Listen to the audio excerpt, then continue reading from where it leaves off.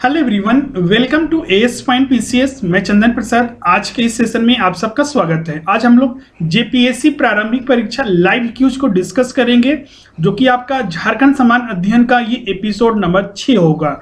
इससे पहले हमने 5 एपिसोड आपको प्रोवाइड किए हैं, जिसमें कि आपका बहुत सारे डिफरेंट एमसीक्यूज थे। आज आपका ये एपिसोड 6 है, जिसमें कि हम लोग बहुत ही महत्वपूर्ण प्रश्नों को यहाँ पर डिस्कस करेंगे। इसी तरह आपका GS1 जो आपका है जेपीएससी प्रारंभिक परीक्षा के लिए, उसके लिए भी लाइव सेशन होता है, जो कि आपका 11 AM से होता है। उसमें बहुत सारे सेशन प्रोवाइड कर दिए गए हैं। अगर अभी तक आपने उसे नहीं देखा है तो जरूर देखिएगा, उसका अलग से प्लेलिस्ट भी बना हुआ है। हमारे स्टडी मटेरियल जिसमें कि आपको डिफरेंट एग्जामिनेशन जेपीएससी, जेएसएससी और हिंदी भाषा एवं साहित्य, जो कि आपका मेंस के लिए सेगमेंट होता है, उसके लिए संपूर्ण अध्ययन सामग्री प्रोवाइड किए जाते हैं। ज्यादा जानकारी के लिए आप इस नंबर पर कांटेक्ट कीजिए या फिर डिस्क्रिप्शन में लिंक दिया हुआ है, वहां से आप डायरेक्ट ऑर्डर कर सकते हैं। तो चलिए आज का सेशन स्टार्ट करते हैं। आज का पहला प्रश्न आपके सामने है। स्वर्ण रेखा बहुउद्देशीय परियोजना जिसे 1978 में शुरू किया गया था, इस परियोजना से किन राज्यों को लाभ मिलेगा? ऑप्शन है आपका बिहार, झारखंड, मध्य प्रदेश। बी ऑप्शन है आपका झारखंड, पश्चिम बंगाल, उड़ीसा। सी ऑप्शन है आपका छत्तीसगढ़, उड़ीसा, झारखंड। और डी ऑप्शन है आपका उड़ीसा, बिहार और पश्चिम बंगाल। अब संबंधित तथ्य देखते हैं। स्वर्ण रेखा बहुउद्देशीय परियोजना जो झारखंड की एक महत्वपूर्ण परियोजना के अंतर्गत शामिल होता है, लेकिन इसका दुर्भाग्य यह है कि अभी तक इस योजना को प्रारंभ नहीं किया गया है। आपको बताते हैं इस परियोजना के ऊपर जो काम चल रहा है 1978 से ही चल रहा है, क्योंकि ये परियोजना का उद्घाटन 1978 में ही हो गया था और उस समय उसकी जो लागत थी आपका 400 करोड़ रुपए थी। लेकिन आज ये 2020 तक आते आते इस स्वर्ण रेखा बहुउद्देशीय परियोजना अब 1000 करोड़ रुपए की हो चुकी है, जिसे केंद्र सरकार से मंजूरी भी मिल गई है। अब 41 साल बीत जाने के बाद भी इस परियोजना को नहीं पूरा किया गया है। अलग अलग जगह कुछ न कुछ परियोजनाएं हो चुकी है, लेकिन संपूर्ण परियोजना अभी तक प्रारंभ नहीं हुई है। अगर ये परियोजना अगर पूरा हो जाता तो झारखंड के विकास में यहाँ पर रोजगार की संभावना भी बढ़ती और साथ ही विकास भी बहुत ज्यादा अच्छे से होता। लेकिन 4 दशक बीत चुके हैं, लेकिन स्वर्ण रेखा परियोजना अभी तक अधर में है। कोल्हान प्रमंडल क्षेत्र में आने वाली इस परियोजना की नींव 1978 में रखी गई थी, जिसका मकसद था बिहार। चूंकि झारखंड अलग नहीं हुआ था 1978 में, तो इसीलिए ये जो परियोजना था बिहार के लिए था। जब 2000 में झारखंड अलग हो गया बिहार से, तो ये परियोजना बिहार के हिस्से में आ गया, तो वर्तमान में इसे झारखंड के हिस्से में शामिल किया गया है। अब झारखंड के अलावा ओडिशा और पश्चिम बंगाल है, जहां पर इस परियोजना के माध्यम से अगर पूरा हो जाता तो सिंचाई की पानी की व्यवस्था की जाती और लोगों को भी यहां पर बहुत ज्यादा फायदा होता। प्रश्न जो पूछा गया था कि इस परियोजना से किन राज्यों को लाभ मिलेगा, तो इस परियोजना से झारखंड, पश्चिम बंगाल और उड़ीसा को लाभ मिलेगा। राइट आंसर आपका बी होगा। प्रश्न संख्या 2 है आपका। हाल ही में तेलंगाना के ग्रे हॉर्न बल की तर्ज पर Jharkhand STF special task force विकसित होगा। ग्रे हॉर्न बल किससे संबंधित है? ऑप्शन है आपका अंतरराष्ट्रीय सुरक्षा बल, बी है आपका राष्ट्रीय सुरक्षा बल, सी है आपका राजकीय सुरक्षा बल या फिर डी है आपका उपयुक्त में से सभी, मतलब सभी में से शामिल होता है। आपको बताते तेलंगाना का ग्रे हॉर्न बल एक राजकीय सुरक्षा बल है। आखिर ये चर्चा में क्यों आया झारखंड में? तो झारखंड जो पुलिस मुख्यालय है, उन्होंने निर्णय लिया है कि झारखंड में जो आंतरिक सुरक्षा की दृष्टि से झारखंड में भी एक स्पेशल टास्क फोर्स STF गठित किया जाएगा, जो कि आंतरिक सुरक्षा की देखरेख करेगा।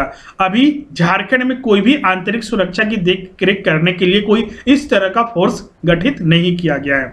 इसके लिए तेलंगाना के ग्रे हॉर्न की बल के तर्ज पर भी झारखंड में ये गठित करने का निर्णय लिया गया है। और साथ ही यहाँ का एक अधिकारी जो दल है तेलंगाना जाकर वहां की जो ग्रे हॉर्न बल है उससे कार्य कौशल को सीखेंगे और वहां जानेंगे कि ये ग्रे हॉर्न बल है उसकी खासियत क्या है और अपने बल में कहां कमी है उनकी भी समीक्षा करेंगे, जो कि एक आपका अच्छी पहल है। प्रश्न जो पूछा गया था कि ग्रे हॉर्न जो बल है आपका तेलंगाना का, वो किससे से संबंधित है, तो ये राजकीय सुरक्षा बल तेलंगाना से संबंधित है। इसका राइट आंसर सी होगा। प्रश्न संख्या 3 है आपका, केंद्रीय कृषि मंत्रालय द्वारा चावल की श्रेणी में कृषि कर्मण हेतु किस राज्य का चयन किया गया है? ऑप्शन है आपका उत्तर प्रदेश, मध्य प्रदेश, झारखंड या फिर बिहार। संबंधित तथ्य देखते हैं। सबसे पहले यह समझते हैं कृषि कर्मण अवार्ड होता क्या है। तो कृषि कर्मण जो अवार्ड होता है केंद्र सरकार द्वारा दिया जाता है। अगर कोई राज्य किसी भी फसल को उत्पादन में एक उत्कृष्ट प्रदर्शन करता है, उसके नए नए तरीके अपनाता है और उससे एक ज्यादा पैदावार होती है, तो उस राज्य को कृषि कर्मण अवार्ड दिया जाता है केंद्र सरकार द्वारा हर साल। झारखंड को 2018 के लिए भी कृषि कर्मण अवार्ड मिला था। दलहन एवं मोटे अनाज में बेहतर तरीके से उत्पादन करने के लिए यह अवार्ड दिया गया था। 2019 में भी चावल के उत्पादन में उत्कृष्ट प्रदर्शन किया था झारखंड, इसीलिए 2019 के लिए भी जनवरी 2020 में, इसी साल जनवरी 2020 में भारत के प्रधानमंत्री नरेंद्र मोदी के द्वारा यह पुरस्कार जो झारखंड कृषि जो निदेशक हैं छवि रंजन, उन्हें यह प्रदान किया गया था। प्रश्न जो पूछा गया था कि चावल के श्रेणी में कृषि कर्मण अवार्ड पुरस्कार किसे दिया गया, तो राइट आंसर आपका सी होगा, झारखंड को दिया गया था। प्रश्न संख्या 4 है आपका, झारखंड के प्रसिद्ध डोकरा कला में किस धातु का प्रयोग किया जाता है? ऑप्शन है आपका ए कांसा, बी एल्युमिनियम, सी लोहा, डी कोबाल्ट। संबंधित तथ्य देखते हैं। डोकरा कला एक प्रसिद्ध कला है जिसके माध्यम से जो इसमें लोग पारंगत होते हैं वो विभिन्न मूर्तियों के माध्यम से, विभिन्न वस्तुओं के माध्यम से उसमें जो कांसा धातु होता है उसको उपयोग करते हुए बहुत सारे विभिन्न आकृतियां बनाते हैं, जैसे कि पक्षी हो गया, पशु हो गया। आप यहां पर देख सकते हैं कांसा का धातु का उपयोग करते हुए एक पशु का चित्र बनाया गया है। तो ये जो डोकरा कला है इसमें आपका विविध प्रतिमाओं को तैयार किया जाता है जिसे हम लोग डोकरा कला के नाम से जानते हैं।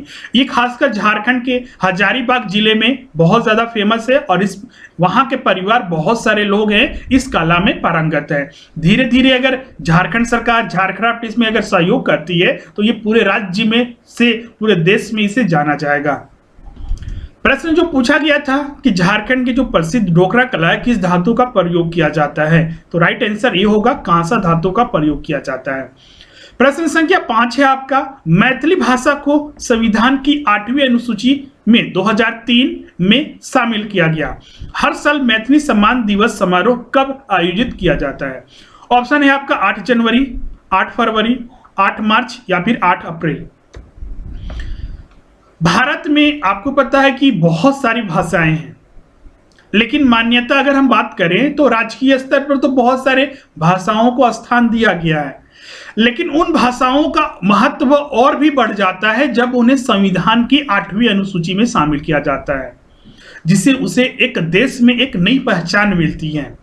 जब संविधान बनाया गया था तो मूल रूप से इसमें 14 भाषाएं को शामिल किया गया था, लेकिन समय के साथ इसमें अन्य भाषाएं जैसे कि 1967 में आपका 1967 में आपका सिंधी भाषा को, 1992 में कोंकणी, मणिपुरी और नेपाली को शामिल किया गया। 2004 या 3 में आपका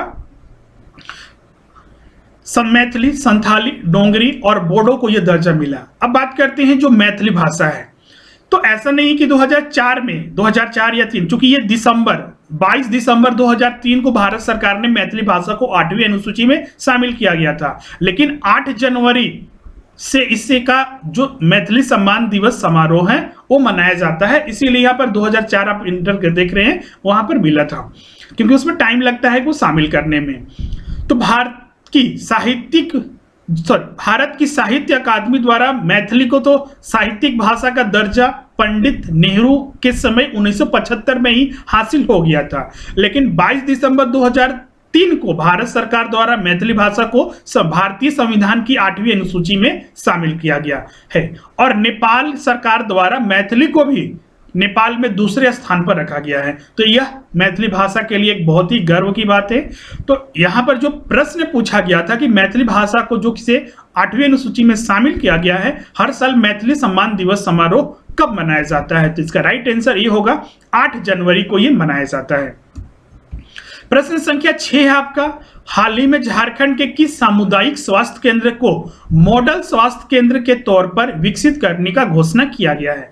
ऑप्शन है आपका तमाड़, मांडर, लोहरदगा या फिर बेड़ो। संबंधित तथ्य देखते हैं।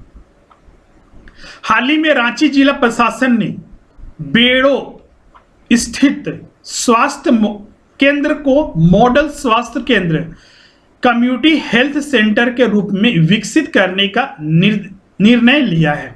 इसके लिए रांची जिला प्रशासन जो उपायुक्त हैं राय महिमापत रे और हिंदुस्तान पेट्रोलियम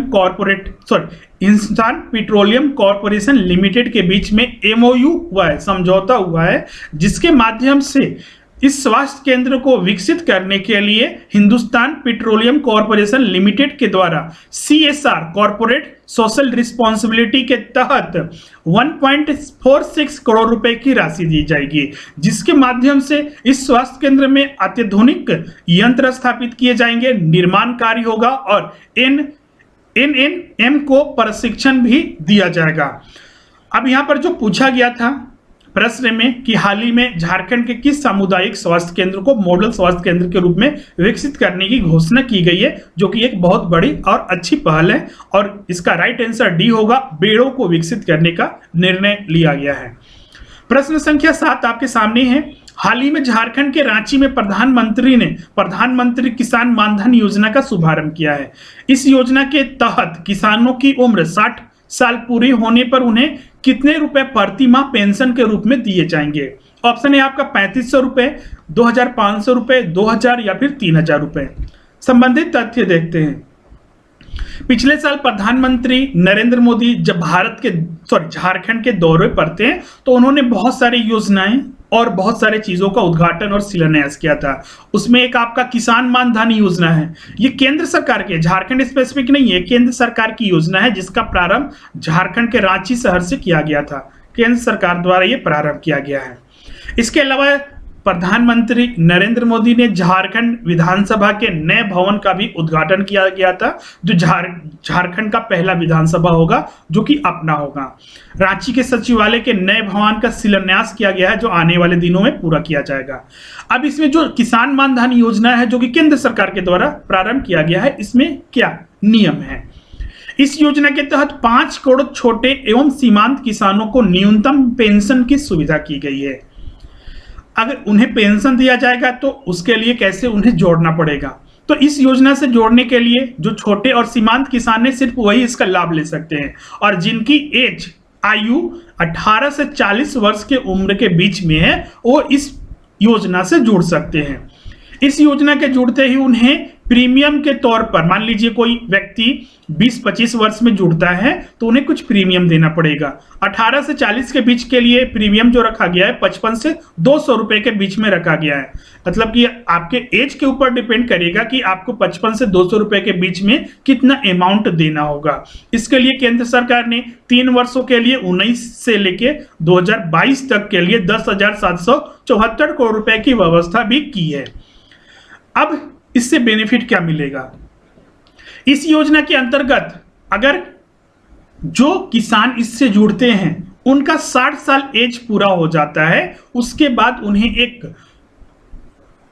3,000 रुपए प्रति माह पेंशन प्रदान की जाएगी, जो कि न्यूनतम है। ये न्यूनतम 3,000 रुपए प्रति माह पेंशन प्रदान की जाएगी और ये 60 साल पूरे होने पर दिया जाएगा।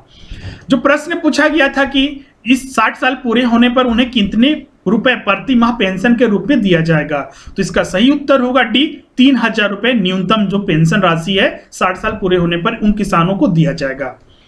प्रश्न संख्या 8 है आपका, हाल ही में झारखंड के हजारीबाग में भारतीय पुरातत्व सर्वेक्षण ASI को मिले वृत्ताकार दीवार किस काल के बताए गए हैं?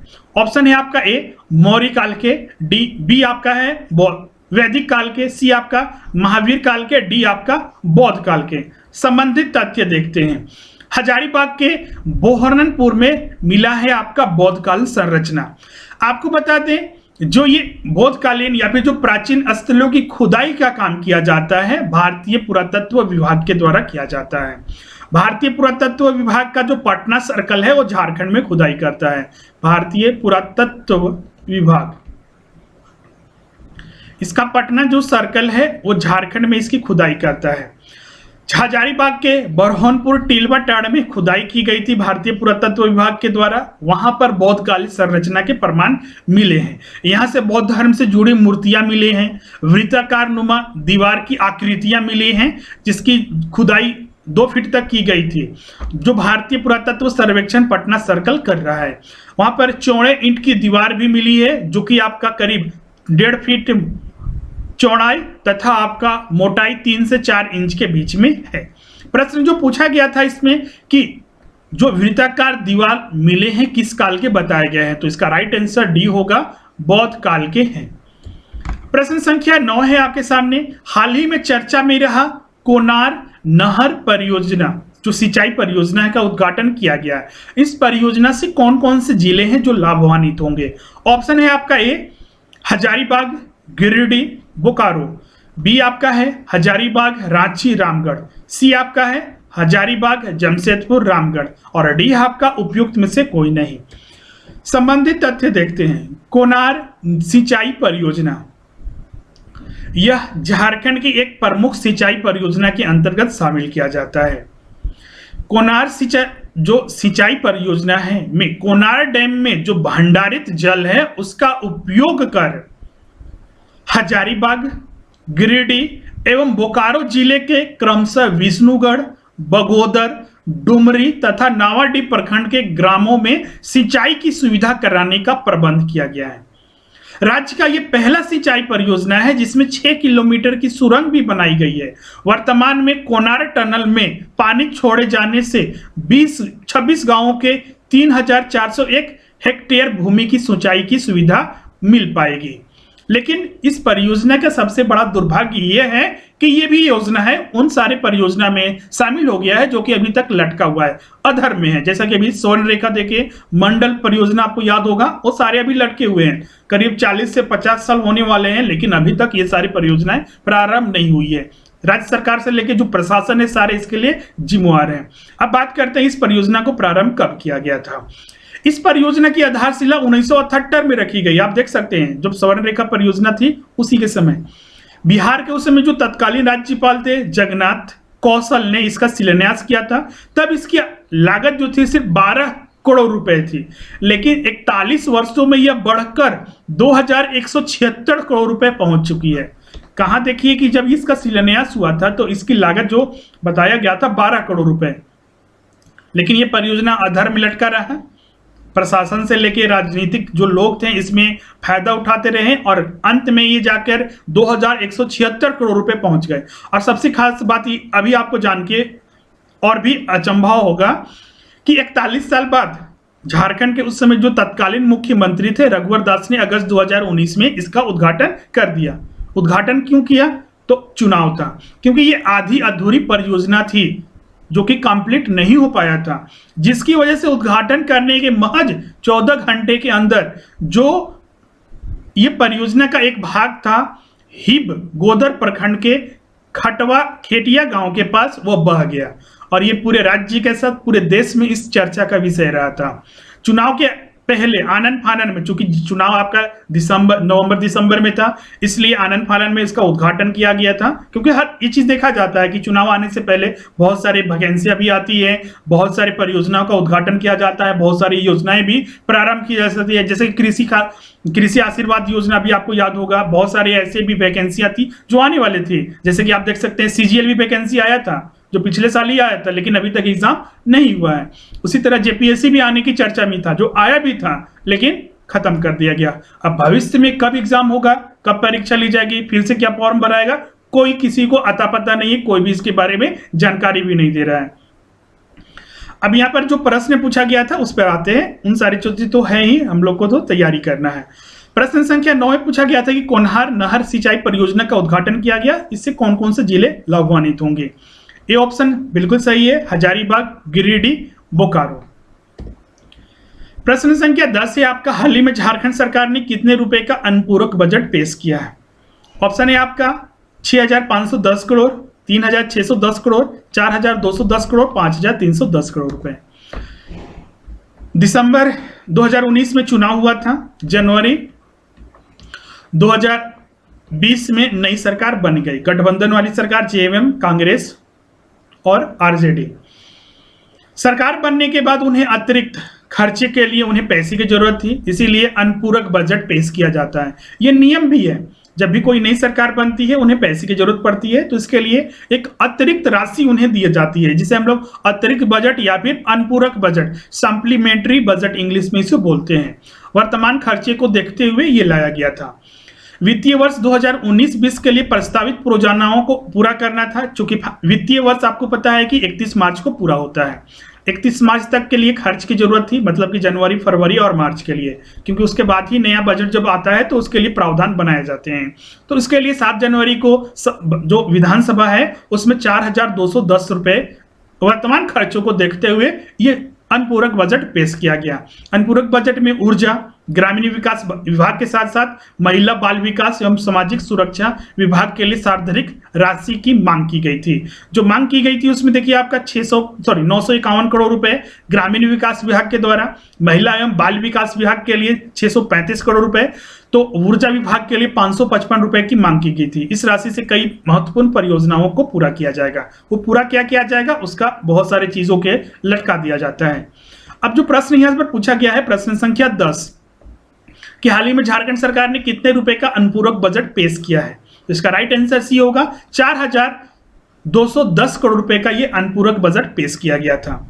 तो इस तरह से ये आज का अंतिम प्रश्न था जो हमने यहाँ पर डिस्कस किया है। अगर आपको ये वीडियो अच्छा लगता है तो जरूर इसे लाइक कीजिएगा और अपना वैल्यूएबल कमेंट जरूर कीजिएगा। आज का अभ्यास प्रश्न अब से रहेगा, जितने भी सेशंस रहेंगे लाइव क्यूज, चाहे GS 1 हो या GS 2 जो झारखंड स्पेसिफिक है, आपको प्रश्न के अंत में एक क्यूज दिया जाएगा, प्रश्न रहेगा। तो आज का अभ्यास प्रश्न आपके सामने है। हाल ही में चर्चा में रहा देवघर का बाबा वैद्यनाथ मंदिर, जहां हर साल श्रावणी मेला लगता है, इस मंदिर की स्थापना कब की गई थी? ऑप्शन है आपका 1560 में, 1565 में, 1556 में या फिर 1550 में। इसे हम लोग नेक्स्ट वीडियो का में डिस्कस भी करेंगे। अपना आंसर जरूर कमेंट कीजिएगा कमेंट बॉक्स में। तो आज के सेशन में बस इतना ही। अगर आपको वीडियो अच्छा लगता है तो जरूर इसे लाइक कीजिएगा और अपने फ्रेंड्स के साथ अपने ग्रुप में फेसबुक पर जरूर इसे शेयर कीजिएगा, जिससे कि और भी मेंबर यहाँ पर जुड़ सके और उन्हें भी इस वीडियो का बेनिफिट मिल सके। और साथ ही आपने इस चैनल को सब्सक्राइब नहीं किया है तो जरूर कीजिएगा। मिलते हैं नेक्स्ट वीडियो में।